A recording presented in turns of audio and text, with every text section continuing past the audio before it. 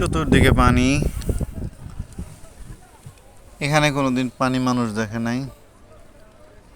গ্রাম আর গ্রাম পানিতে ভরে গেছে।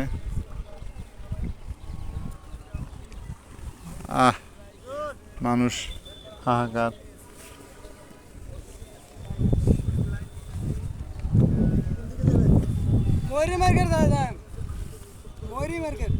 আপ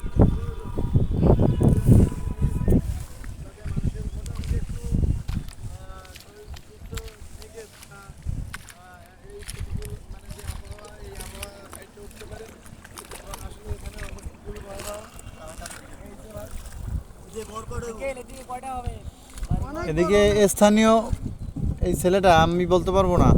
আমরা হ্যাঁ